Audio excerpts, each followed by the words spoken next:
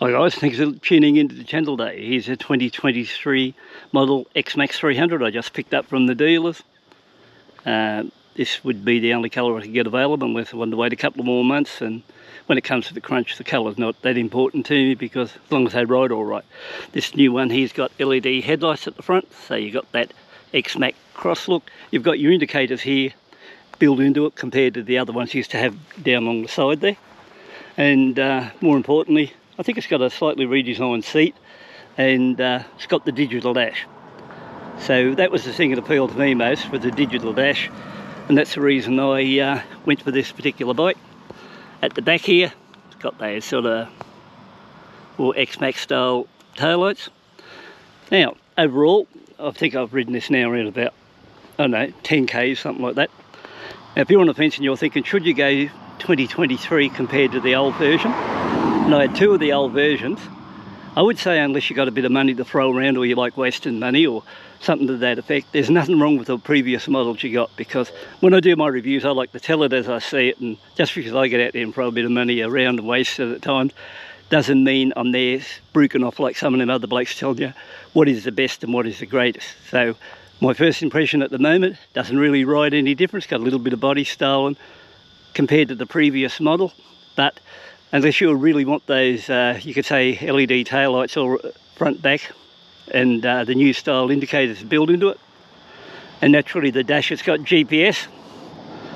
I would say don't rush out if you work hard for your money and you don't want to, you know, waste it, because after owning two of the previous models, Xmax, the only reason I went into this one because it'd be a bit easier on my eyes and as far as the digital dash goes, but because I did have a little bit of trouble at times reading the speedo needle one. So apart from that, I actually thought the previous model I had with the blue wheels was maybe a little bit better looking than this bike, but that's about all I can tell you at the moment, because I've only took probably 10 kilometres maximum on it on my way home from the dealer. So it just gives you no idea. Another day, another bike. And you know, there was another one in this called Dark Petrol or something like that. That was the one I wouldn't have minded, but it would have been a 2 months wait extra to get it. And when it comes to the crunch, they all sort of ride the same. So this one here will, you know, fill the bill. And apart from that, it's not a bad bike to ride. But then again, I can't say too much because it's not that much different to the other one as far as ride quality goes, or I can't pick much at the moment. But I'll get into it later on and do a more detailed review on this one. While I was here, I was talking to the dealer and I said, when does me, what is it, Suzuki V-Strom 250SX arrive? And I think he told me that he's going to get back to me, and it could be here maybe at the end of the month, or he'll let me know on that side.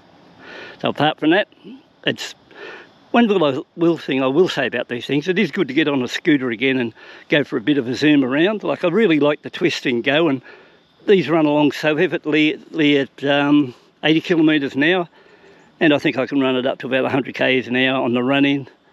And, you know, that's plenty fast around here because that's a legal limit. So once again, thanks for tuning in, taking a look.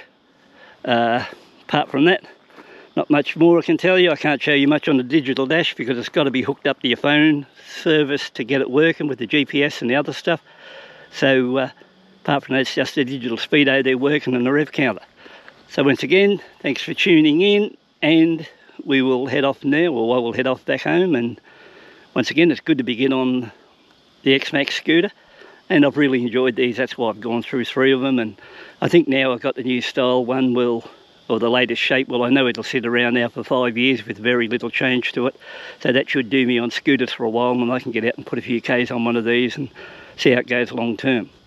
So I don't mind the black rims on it, but I don't know, I still like the blue rims I had on the other one I had before. So apart from that, not much I can tell you about this. Satisfied with the deal, you know, like my purpose was in the beginning to get that digital dash and the GPS and stuff like that.